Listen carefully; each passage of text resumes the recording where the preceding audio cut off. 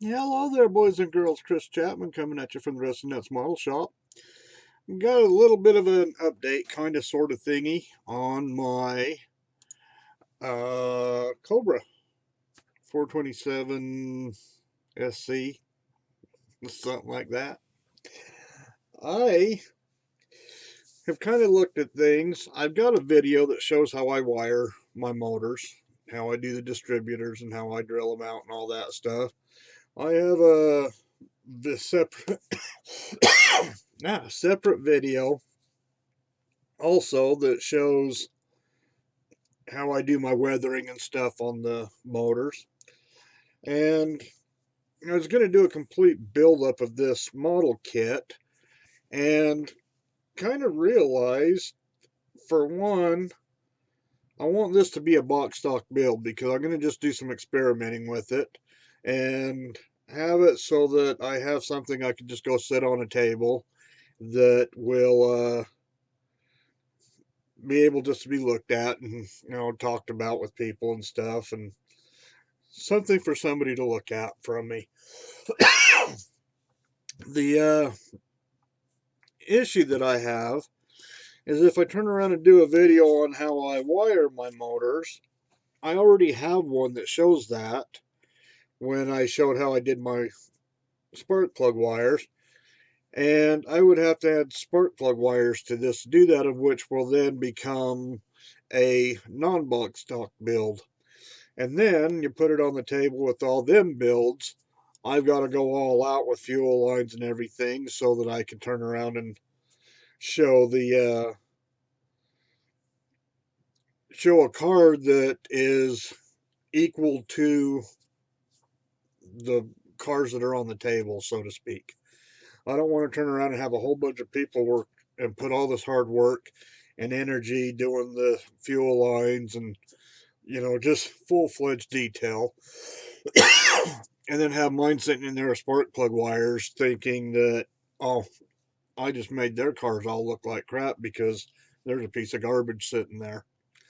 So I'm kind of not like that. If I'm going to jump up to a different class, even though I'm just putting it in there to show it, I would like it to be on the same caliber as the other builders that put the work into deserving to be there.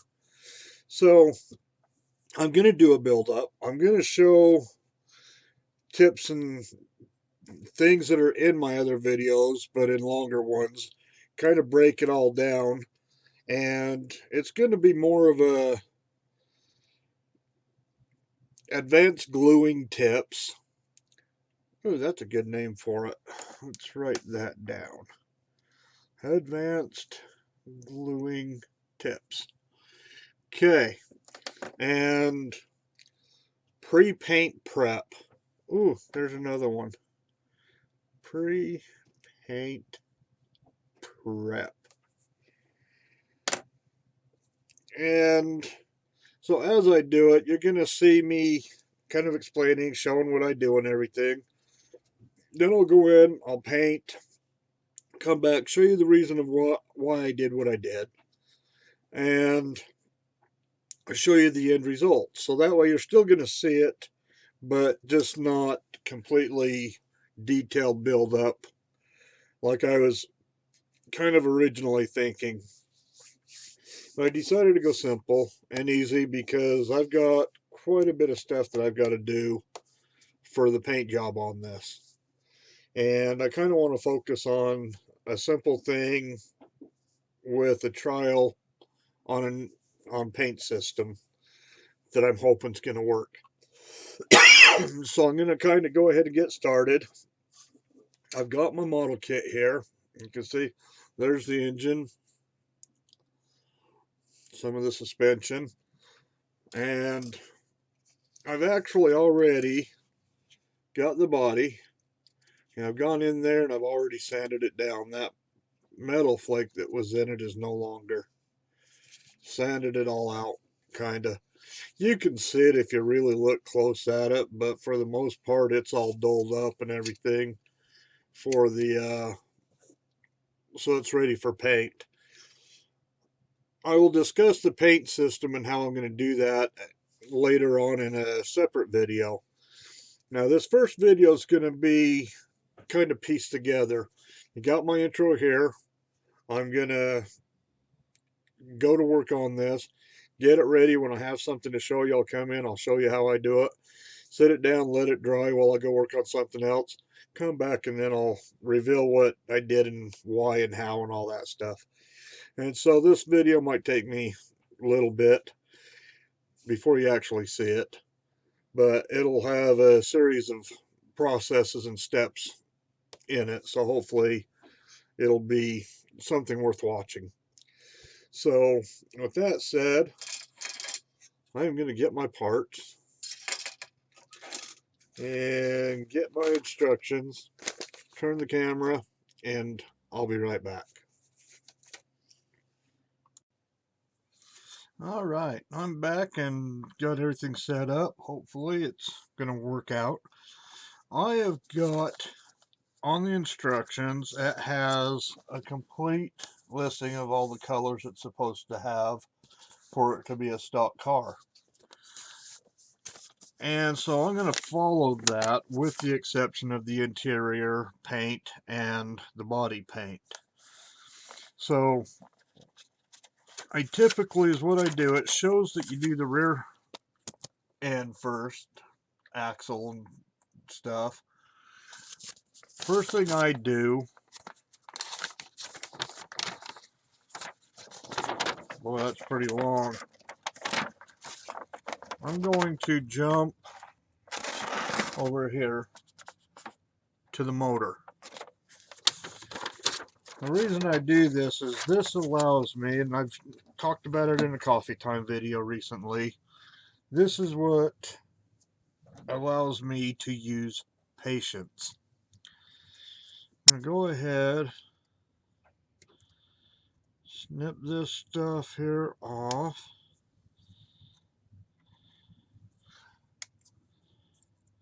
One engine half. And we have the other engine half. Oh, I didn't quite get that one good enough.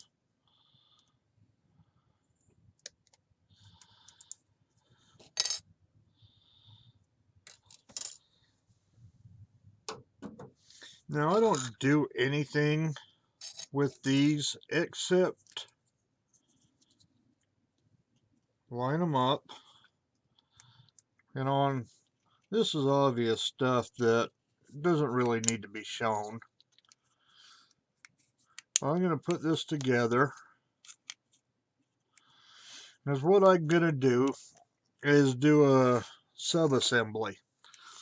I'm going to turn around and take all of the engine components that are going to be the same color. And I'm going to go ahead and get them all put on here and glued. I am going to be cleaning this all up, sanding it down. Same across the front where this seam here is. I like to turn around and put some putty on all that, make sure it's all nice and clean, and then when I get done, it's nice and smooth. Same with the bottom here, but on this particular car, it has an oil pan that's this makeshift kind of black hued chrome. Not the best chrome kit in the world, but I'm going to use what came in the box. Excuse me. So I don't need to worry too much about that, but I do have to worry about down inside of here, this seam here on the tranny all the way back, this point here down and across the top of the tranny there. And then once I get all of that stuff cleaned up, you can see I've got some stuff that I want to kind of make sure it's nice and clean, get all the burrs off of it and stuff. And I have to admit, this kit here, coming from 1988, is one of the cleanest kits I think I've ever come across. There is some exceptional detail. If you turn around, you can see all of the mechanisms and control arms. The freeze plugs are all really well defined on this kit. And just the detail on everything in this kit, very, very nice. You can see that the heads here have all of the ports and everything. Only problem is on the dashboard here, it doesn't actually have the glove box in there. This particular model, though, is for a race car, of which, doing research and stuff, the panels and stuff for the dashboard are different and don't have the dashboard in there. So we're going to leave the dashboard out of it because it's not here. But this is the firewall, which goes in kind of upside down on top of the sits here. So we'll be getting all of this stuff that needs to be one color done and glued. And as soon as I get that stuff all together, I will be back with the next segment of this video. I will talk at you in just a second. Okay, I'm back really quick for something I forgot to mention. Oh, let me get the music off here really quick. I don't want YouTube to pull the plug. I was going to show you and mention to you how I use patience and what forces me to. I'm going to turn around, get out my extra thin Tamiya cement. I'm going to go ahead and I'm just going to put a little bit here where these little holes are. Everybody knows this stuff. And so I'm not showing this, insinuating that you don't. This is just kind of put a little bit there. So I'm going to come back. I'm going to get the two pieces. I'm going to put them all together right here.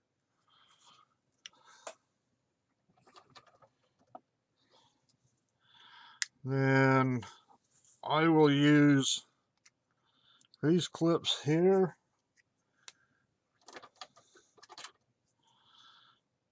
This one right here so that it'll hold that together nice and tight. Make sure that it's sitting in there nice and pretty together. Now I've got that, just like anybody and everybody. I'm going to go ahead and run a bead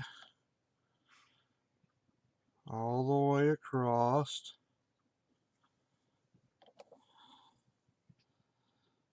Get the bottom part as well.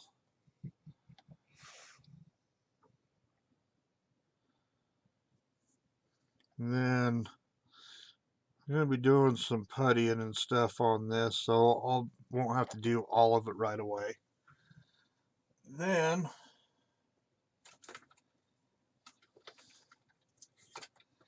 the end of the transmission didn't quite close in tight, so I'm going to put this here, and that's going to help squeeze all that together.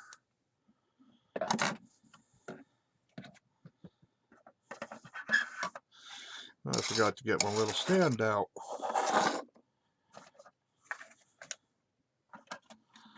There we go.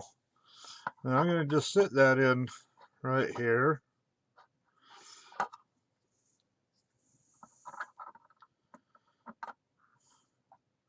And let that kind of hold it right there.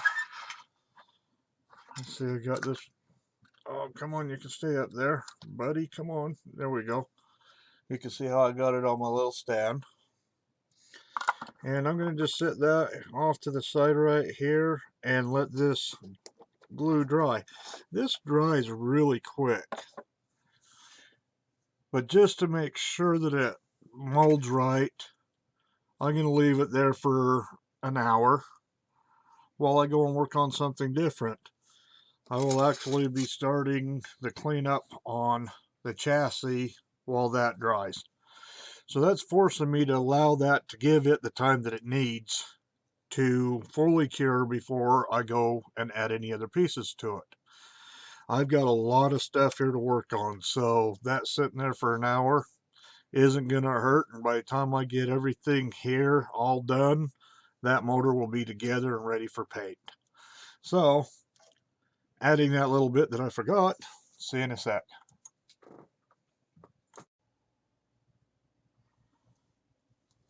Alright, I've got the two engine halves together, and as what I've done is I've taken the intake and put it on, and then put rubber bands on it to help hold it, and then I put my heads on the, let's see, make sure I'm in here. I haven't glued it yet because I wanted to show you this is how I do it to make sure I get everything lined up. That's kind of shiny. Let me turn that off, see if that'll help. I'm going to just glue the heads on in this side right here, there, and back here and there. I guess I got there and there. My camera is kind of different. So that way it's going to end up gluing these on. It's going to hold it. I'm going to leave it like that. Again, this is for my patience aspect. I will leave it like that for an hour just to make sure these get nice and solid right there. Then I will remove the rubber bands and the manifold. And then I will go ahead and continue to run a bead down along the rest of that so that it will get a good solid bond. And the manifold itself, I'm actually going to dechrome because that doesn't look very good. I'm going to end up getting a color, more of a pewter color on it so that it looks more realistic. Obviously, that's not what what they come looking like. So I'm going to go ahead and hold it on an angle so that the glue capillary, whatever you might call it, if you hold it on an angle, as you tap it, the glue will go down away from where the manifold is so that it doesn't get all clogged up. Again, you hold it on an angle downward. I'll get this side. Then hit this right here. Now that that's together, I'm going to, again, like I said, put it off to the side. And there it'll sit for an hour, so I know it's going to get a good bond. While I do that, I can continue to work on the front suspension pieces to get that onto the frame. Now, I've done some mock-up here, and I'm a huge proponent for mocking up, making sure everything's going to fit right before you glue it. That's why I do the mock-up with the rubber bands and the manifold and the heads and everything, just to make sure that everything is going to be straight. This is no exception. And putting this on here, I can see exactly how this is going to fit, and I also know where I'm going to be gluing, because obviously the bottom of the interior tub is going to be showing, so therefore that needs to be painted the gloss black on the bottom to match the rest of the frame and the chassis and everything. And so with that being said, I've gone ahead and mocked it up. This kit's kind of weird, and I don't know if it's the way it's supposed to be or what, but if you look inside my door panel right here, actually let me show you this one that doesn't have the tape in the way. There's no door panel there. It's like the tub itself. Actually, I go ahead and pull this out.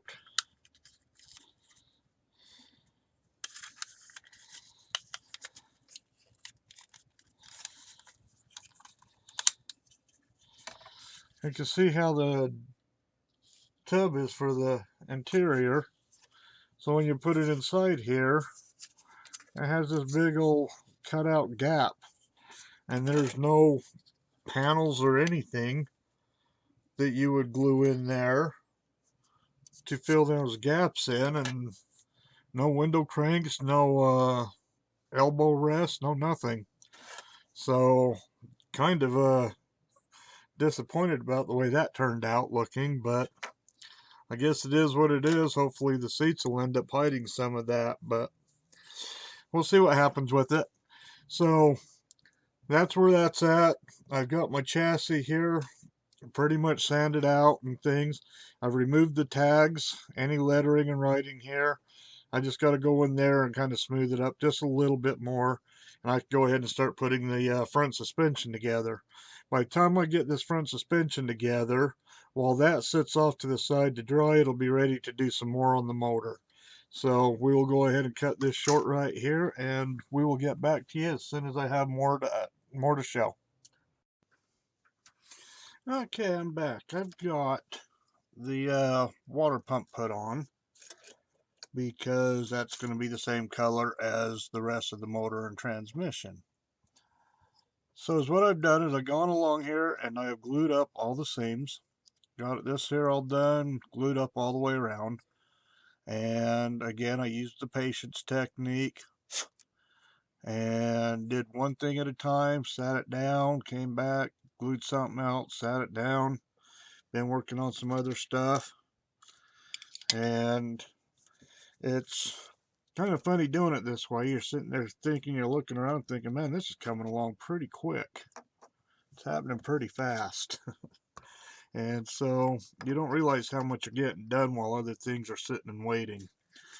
So what I'm going to do now, open up my ketchup packet here that you get from the fast food places. I actually ordered an entire box. There's 250 count. Got them on eBay for, I believe it was like $7.99 with free shipping and handling. And so got me a heck of a deal. These are great for putting on paint, glue, lots and lots of stuff. I'm going to use something that I haven't used for a while. And this is kind of dried up at the tip because it's been a while, so I'm going to put that off to the side. Then I will go ahead and get me some right here. Not going to need much for this segment of it. Make sure I get that all cleared off. This here is Wood Filler by Elmer's. It's the white color. You get this at Walmart and stuff. This here's, I've had really good success with it. So I've tried other things and stuff like that, and it's been a while, so I'm going to kind of mix it up, go back to this. And I use this little applicator here. Got it all over my fingers. Yippee. And you can see the seams here where they come down. I'm going to go ahead and get this on here. I want to do it kind of thick.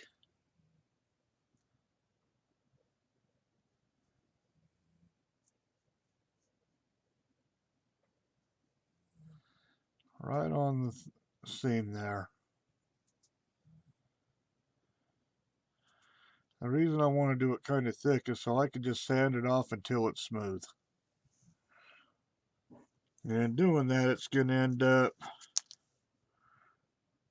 you're never going to see this at the top. It just, for my satisfaction, knowing that I did it,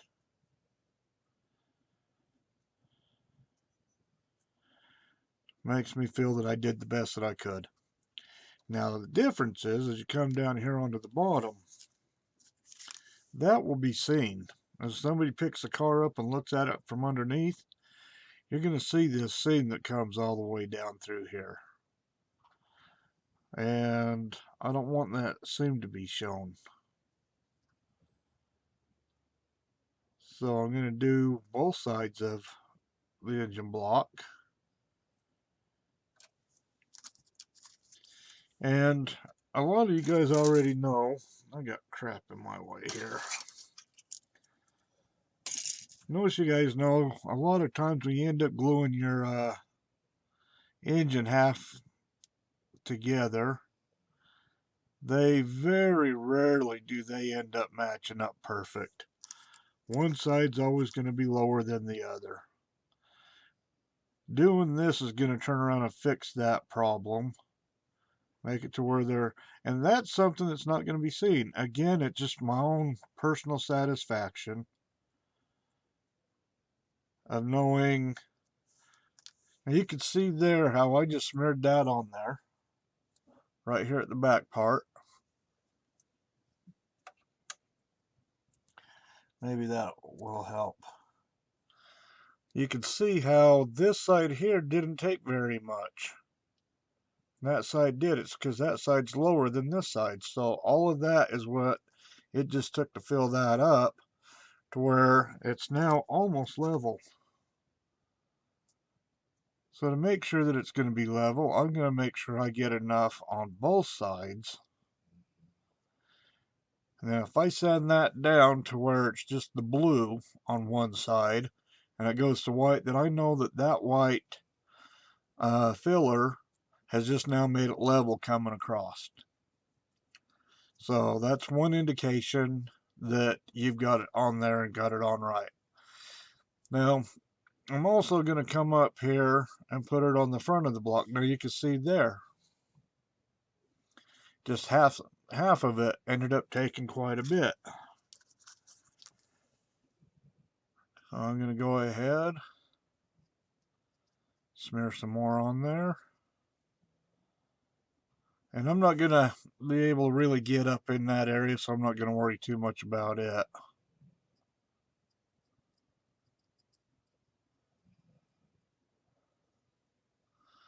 For the rest of it, I have it ready to go. Now, what I'm going to go ahead and do is set this off to the side, let it dry, and I will let it dry overnight. Clean off my applicator. These applicators are wonderful. They're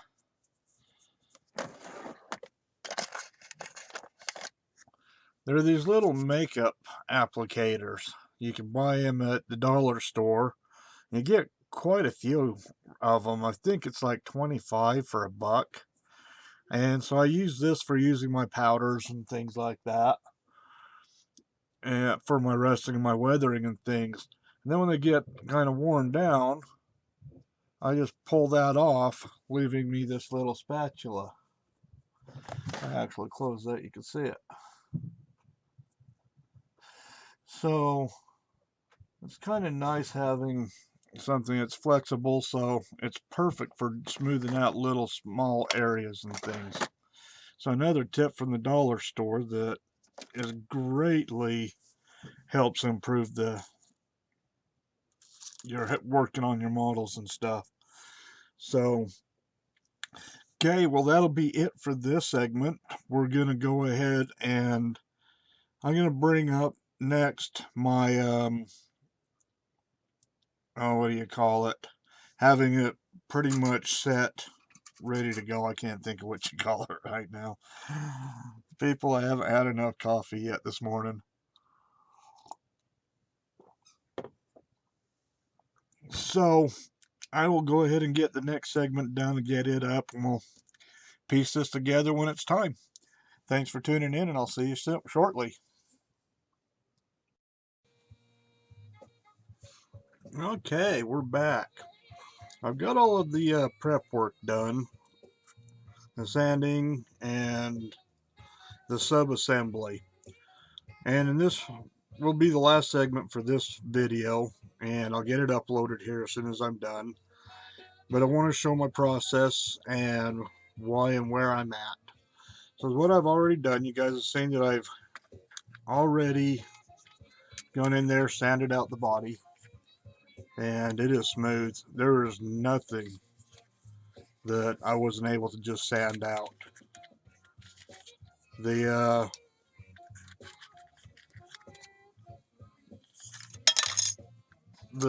body on this thing is just smooth as can be. sanded out the bottom of the hood and the top. You can see it's got the little runs in it from where it was molded and things. So it's unfortunate because this in here would have been really nice to just polish out, but that would have shown up way too bad. So I turned around and went and cleaned up my seat really good all the way around. Got it all sanded nice and smooth. So this here will all be aluminum foil around here, of which is going to be kind of weird. Yellow, probably yellow seats. But if you look at how it sits in there, you're not going to see a whole lot of the chrome. But I'm going to put it on there anyway. Excuse me. Just because that's how it would be if I owned it. So I've got all that stuff done. The interior here is done. It's all ready. Just got to get her painted up now. I've got my radiator all together. You can see I've gone in there. I've cleaned up all of the seams, sanded it all. Got it all looking really nice. So that's all ready to go. Now, here's my main thing. A lot of people feel like they have to paint on parts on a tree or individually. The easiest and best way.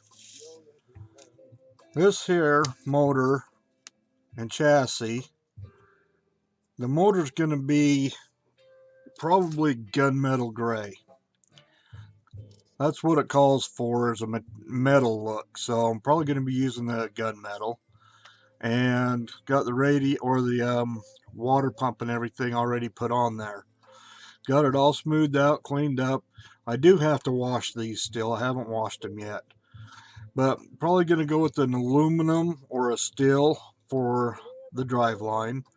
But this whole mechanism here, the whole rear suspension, the front suspension, all of this up front here, I do have a tie rod end here, some other parts that are in a box ready to go up and get cleaned. And the whole bottom of the chassis, all of it's going to end up being black. There's going to be gloss black and flat black. And so anything and everything that you can put together, pre-set up to where it's all ready to go, you can spray it all at the same time. Now I haven't glued this in, so that right there is ready for me to go and paint the entire thing. Cool thing is I don't have to paint right here because that's where the chassis is going to be sitting, or the interior tub. That'll be my glue marks. I've got it marked right here with a pencil where I'm going to put my glue to mask it off. So that way when I get it put together, it'll be going basically styrene to styrene, so I'm going to get a good bond. And with this stuff already put together, I don't have to worry about it falling apart, gluing parts on top of paint and stuff that just doesn't hold. So if you get it to this point here, that is going to be so much easier. It's done. The only thing I have to do when I'm done with it is seal it with the clear coat, get it as shiny as I feel I want. Then I'll come in with a satin and kind of change some of the other ones, or even a flat dull coat. And once I get all that stuff done, this is going to be done. It's painted. Everything in there. I can go in there and do some highlights and stuff, whatever I decide to do later on. But that's just an easy, quick, fast way of getting it all put together, knowing that everything is glued up, sealed, solid, and tight. And very simple to paint. You're painting a whole bunch of parts all at the same time. Then you come here to the motor, again, gunmetal gray. I will be masking off this, of which my next video is going to be masking and different items to use for masking. I go from using a press and peel to Elmer's glue for masking. I'll use regular Tamiya tape. Just different kinds of items and products and stuff to mask stuff off. So I've already glued the drive line together, so once I get all this painted, I'll probably just come through and brush that and then run a wash over it. Kind of show off some of the detail down there in the drive line. Looks like I missed a little section right there. But the motor's all ready. I've glued the heads, the water pump again, and the drive line. And now everything fits perfect. As soon as I get it all painted, all I have to do is stick that in there. Come back here, stick that in there. These line up perfect with the engine mounts. There it is. It's ready to go. So that's the end of this section and series. Look at that. They finally made a left-handed coffee mug. Huh. All my other mugs are right-handed ones like this. So you got your right-handed mug. And with this new invention of the left-handed mug, you can actually pick it up with your left hand. Brilliant, brilliant people working right there, my friends. Ah, great, great coffee. Okay, that is it. I am going to get this uploaded for you, and then I will start working on the next video of my masking techniques. Thanks for tuning in. Talk at you later.